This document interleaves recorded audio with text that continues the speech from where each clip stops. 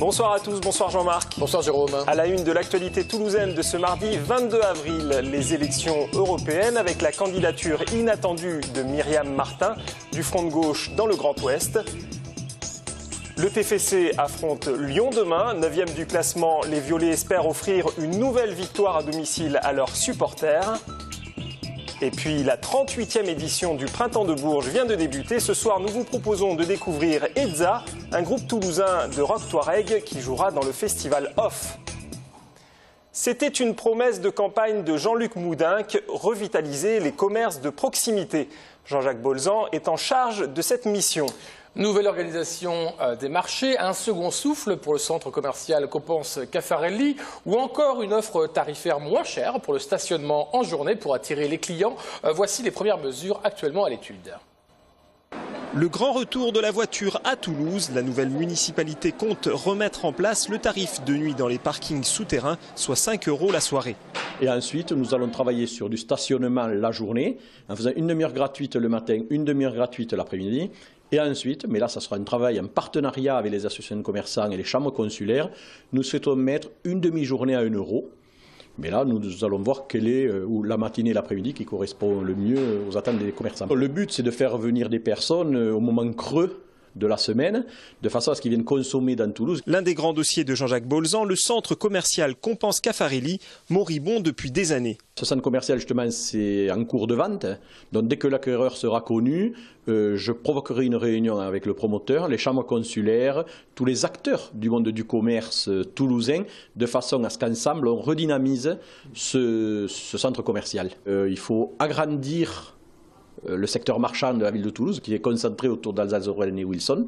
Il faut le dynamiser à la fois vers la rue de Metz, vers les Carmes, et à la fois vers Coppens-Caffarelli. La nouvelle équipe souhaite également reprendre en main les marchés de plein vent et les marchés couverts. En termes de gestion d'exposants, il a été fait un peu tout et n'importe quoi. Donc nous allons recadrer, remettre de la lisibilité dans les mises en place de commerçants, dans les sessions ou autres.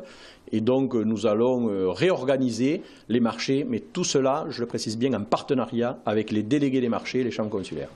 À cette fin, Jean-Jacques Bolzan fera prochainement le tour de tous les marchés de la ville.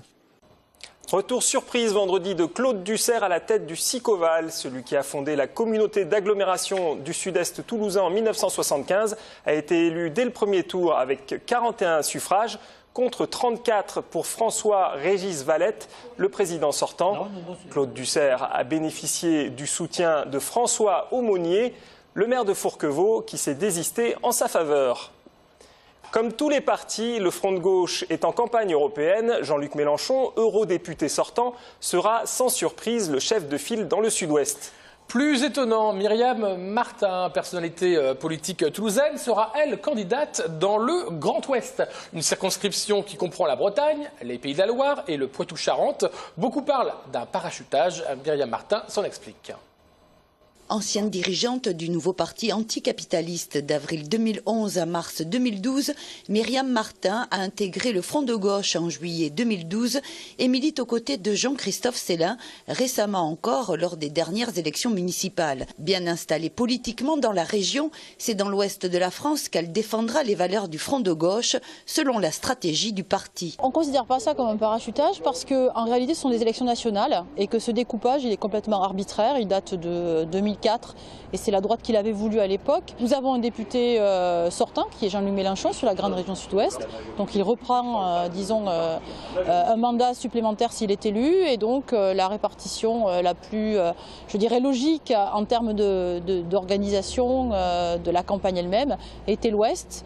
Certes c'est un petit peu loin de Toulouse mais je continuerai à me battre sur l'ouest. Parmi les grands axes de son projet, la gauche radicale s'oppose à l'Europe libérale des banquiers, aux politiques d'austérité et plaide en faveur d'une relance économique et écologique. Le Front de gauche et Europe Écologie Les Verts se retrouvent sur beaucoup de points, comme la création d'un SMIC européen ou encore sur la priorité à donner aux transitions énergétiques. C'est le dada des élus verts, mais nous on ne croit pas au capitalisme vert, ça n'existe pas.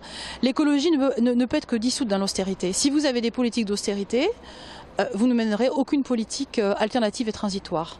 Si au contraire vous refusez les politiques d'austérité, vous aurez des marges de manœuvre pour mener une autre politique pour l'emploi, pour la relocalisation industrielle, pour la production agricole et paysanne, pour des énergies renouvelables. Il faut se battre donc contre les directives européennes telles qu'elles sont aujourd'hui. Or, les Verts, ce qu'ils nous disent, c'est que si on arrange un petit peu à la marge les politiques libérales qui sont en train d'être menées, on pourrait peut-être aller vers. Mais la preuve que non, on a des Verts qui ont été au gouvernement pendant 2 ans et on n'a pas vu le début d'une transition écologique dans ce pays, alors que c'était une des promesses de campagne de François Hollande. Dès vendredi, Myriam Martin partira à Brest à la rencontre de salariés ou ex-salariés pour défendre l'emploi dans l'industrie, l'agriculture et plus localement la pêche. S'enchaîneront alors les meetings prévus en mai à Rennes, Niort ou encore Nantes, où elle s'opposera au projet du nouvel aéroport, devenu l'emblème des luttes écologiques en France. Le Front de gauche compte actuellement 4 eurodéputés en France. Le parti ambitionne de doubler ce nombre. François Hollande sera à Carmaux demain après-midi pour rendre hommage à Jean Jaurès. Jean Jaurès qui fut député du pays de Carmaux. De nombreuses manifestations ont lieu partout en France pour commémorer le centenaire de la mort de Jaurès. Le président de la République déposera une gerbe au pied de la statue de la figure emblématique du socialiste français. Il prononcera ensuite un discours salle François Mitterrand. Mobilisation ce matin d'une 60aine de salariés d'Alcatel-Lucent à Colomiers. Un plan social vise à fermer le site en novembre 2014. Une centaine d'ingénieurs sont ou seraient concernés. Le groupe recentre son activité en région parisienne et délocalise dans des pays à bas coût. Suite à plusieurs réunions de négociation, les syndicats dénoncent des mesures d'accompagnement inacceptables. Ils demandent notamment 25 000 € d'indemnité et un budget formation. On écoute Gilles Royer, délégué syndical CFDT, au micro de Marlène Canal et d'Alain Sorat. On ne l'a pas. Donc on va enchaîner. Nous avons sollicité, ah bien non, ça je n'ai plus à le dire, le plan Vigipirate fait peau neuve, du jaune au rouge écarlate. Le code de couleur est désormais obsolète. Bloqué au niveau rouge depuis 2005, le système a créé une certaine accoutumance chez les citoyens. Et il a donc perdu sa pertinence, Jean-Marc. Oui, la préfecture a présenté il y a quelques jours le nouveau plan national Vigipirate, plus souple et plus compréhensible semble-t-il, comme nous l'explique Pascal Solaire. Vigilance ou alerte attentat. Les 2 niveaux du plan Vigipirate seront bientôt visibles dans l'espace public par une signalétique sous forme d'un triangle de couleur rouge. Pour simplifier la mise en place du plan Vigipirate, ce dernier comporte désormais 307 mesures au lieu de 400. Un tiers de ces mesures sont mises en œuvre en permanence, comme le contrôle des bagages dans les aéroports. Les autres mesures peuvent être activées par les différents opérateurs tels que les gares ou les mairies pour renforcer la protection. Par exemple, sur la protection de certains sites, des sites de production de services publics ou des institutions. On a regroupé avant, il y avait effectivement des instructions très précises sur ce que devaient faire ou ne pas faire des forces de sécurité, par exemple police, gendarmerie, soutien des forces armées en tant que de besoin. Là maintenant, il y a plus de souplesse à la main des responsables opérationnels en fonction du risque. Idem à l'égard des collectivités locales, par exemple, lorsque nous leur demandons de prendre des mesures en matière de sécurité, par exemple le stationnement, maintenant elles ont une capacité d'appréciation en fonction de l'analyse de risque à laquelle nous avons précédemment procédé. Donc c'est vraiment une volonté d'être plus proche possible du risque sans jamais baisser la garde en termes de sécurité. Dans la gare Matabio, où passent chaque année 12 millions de voyageurs, on est prêt à mettre en place des mesures exceptionnelles si toutefois Vigipirate devait passer en alerte attentat. On peut imaginer que les mesures qui seront mises en œuvre seront beaucoup plus rigoureuses en termes de contrôle d'accès, aussi bien dans les bâtiments voyageurs que dans les trains eux-mêmes. Ça veut dire également des mesures de contrôle et de vérification des matériels roulants eux-mêmes, des trains, avant de faire embarquer les voyageurs. À travers ce nouveau dispositif, l'État cherche à mobiliser tous les acteurs, y compris les citoyens, pour lutter contre les risques terroristes. L'ensemble des mesures de protection et de vigilance figurent dans un document téléchargeable sur le site risque.gouv.fr. Voilà, et nous avons retrouvé le sujet lié aux inquiétudes de certains salariés d'Alcatel-Lucent qui seraient menacés, en tout cas leur emploi. Pascal Solaire est allé interviewer un responsable syndical. En fait, les projets doivent continuer, les projets ne s'arrêtent pas et la direction a peur que les projets soient en péril, donc elle a trouvé une autre astuce, c'est temporairement, c'est de transférer l'activité, les projets dans des SS2I ou d'autres sociétés tierces, on ne connaît pas encore les noms, faire travailler, donc licencier les salariés et que ces salariés soient embauchés dans les SS2I et sous-traiter cette activité à des SS2I. Donc nous, ce que nous demandons aujourd'hui, c'est que les salariés, à la fin de leur contrat de travail à Alcatel, bénéficient de l'indemnité conventionnelle de licenciement et d'une prime de préjudice. Mais là, la direction ne veut pas. C'est une des raisons pour laquelle on est dans la rue aujourd'hui. Elle veut nous licencier, mais nous donner aucune indemnité, pas un centime, en prétextant qu'elle nous a trouvé un travail à l'extérieur. Et ces SS2I auraient une charge au départ suffisante pour nous faire travailler, mais la Alcatel, petit à petit, se désengagerait de ces SS2I. Le village moyen de Toulouse, à peu près 46-47 ans, on a peur que la SS2I, à court terme, dès qu'il y a moins d'activité, nous licencie ou nous oblige à faire des missions loin de Toulouse. Et à 45 ou 50 ans, on n'a pas forcément envie d'aller passer une semaine ou deux à l'autre bout de la France ou plusieurs mois d'affilée comme ça, sans retour à la maison tous les week-ends. Donc, en finale, qu'est-ce qui pourrait se passer pour nous? Ce sont des licenciements pour non-exécution du contrat de travail.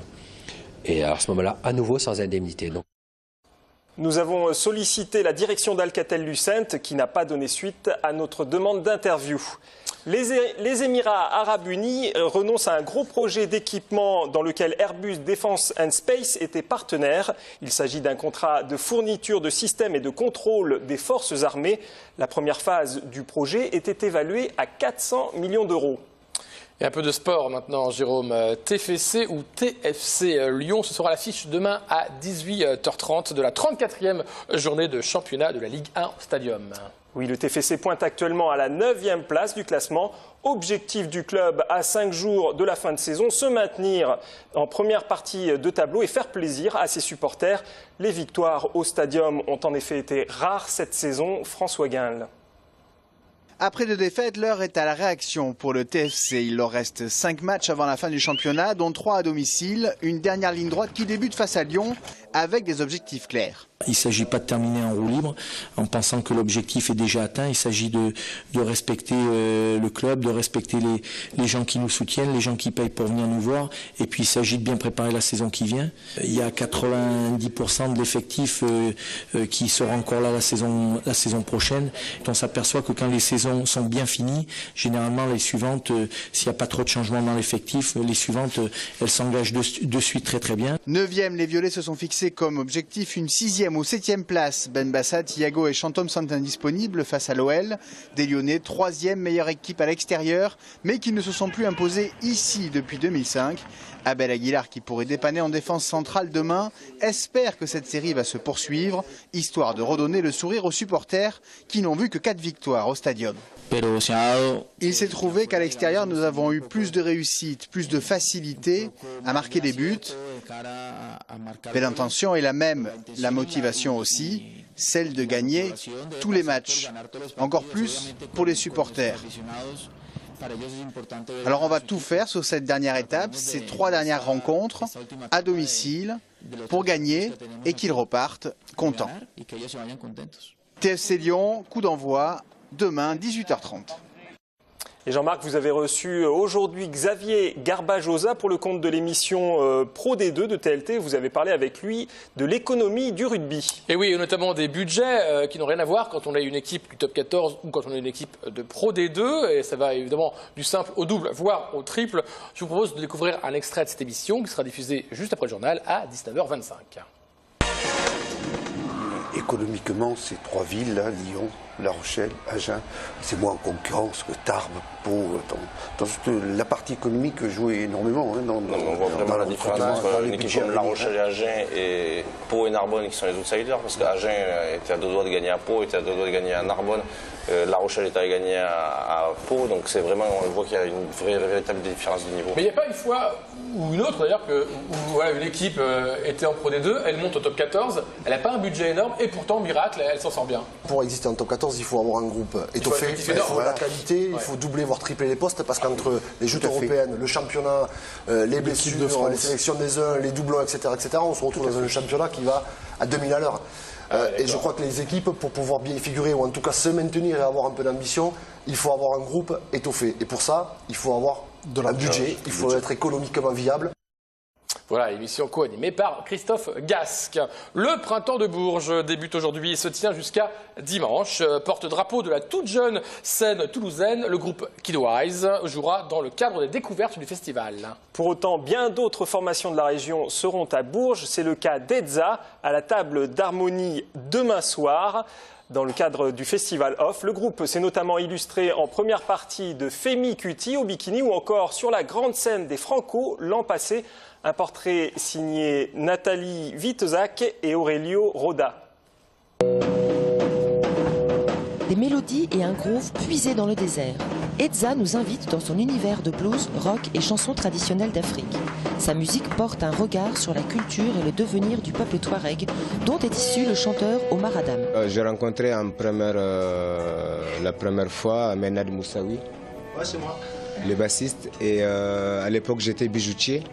Sur la place Arnaud Bernard, j'étais dans un marché de Noël, mon stand, ma guitare derrière, et il passait, il a entendu cette musique, qui est pareil que chez lui parce qu'il est kabyle, il est donc berbère d'Algérie. Et c'est lui qui m'a donné l'idée de faire le groupe. Le Printemps de Bourges est le festival des découvertes, grâce au tremplin sélectionnant chaque année des groupes de musique. Les Unis du Printemps de Bourges, je suis sûr que ça va beaucoup m'apporter dans le fait de faire ce cap de jouer à Bourges, qui est quand même un grand festival, et aussi de rencontrer et artistes et professionnels dans la musique. Donc pour moi, c'est une grande chance pour le groupe d'aller à Bourges. Cette année signe les 25 ans de l'association toulousaine Avant Mardi, qui met en avant ses artistes régionaux, comme c'est le cas pour Edza. On va faire la grosse fête et j'ai l'air de ça Avant Mardi. J'ai passé l'année dernière une formation chez eux et c'est grâce aussi à toute l'aide qu'ils m'ont apportée que mon groupe en est là aujourd'hui et je les remercie et il me tarde demain, on va faire la fête. Leur premier album, intitulé Abadaya, est déjà dans les bacs. Le groupe travaille sur le prochain, prévu pour la fin de l'année. Vous pourrez aller découvrir Edza au festival Africa Muré le 6 juin et à la fête de l'UMA le 7. Le cinéaste Lucas Belvaux présente ce soir à 20h30 au Gaumont Wilson son dernier long métrage qui sortira le 30 avril prochain. Et oui, alors la question est simple, hein, c'est un film qui lutte contre les préjugés sociaux. Une coiffeuse peut-elle tomber amoureux d'un prof de philo? Un prof de philo peut-il s'intéresser à une coiffeuse? Voici l'une des questions de ce long métrage, interprété entre autres par Émilie Decaine, que voici à l'écran. Voici donc un extrait de la bande-annonce. Je m'appelle Clément. Et vous, c'est Jennifer. On dit Jennifer, c'est anglais. Et qu'est-ce que vous faites dans la vie? Je suis professeur de philosophie. Et moi, je suis coiffeuse. C'est pas un truc d'intello, la philosophie. C'est pas de la masturbation intellectuelle. C'est un sport de combat. C'est la meilleure façon de pas se laisser manipuler. Je sais pas ce que ça raconte, mais c'est avec Jennifer Aniston. Franchement, je vois pas qui c'est. Vous voyez pas qui c'est, Jennifer Aniston? Mais dans quel monde vous vivez, Clément? De toute façon, je suis sûre qu'on n'a pas les mêmes goûts. Pas du tout.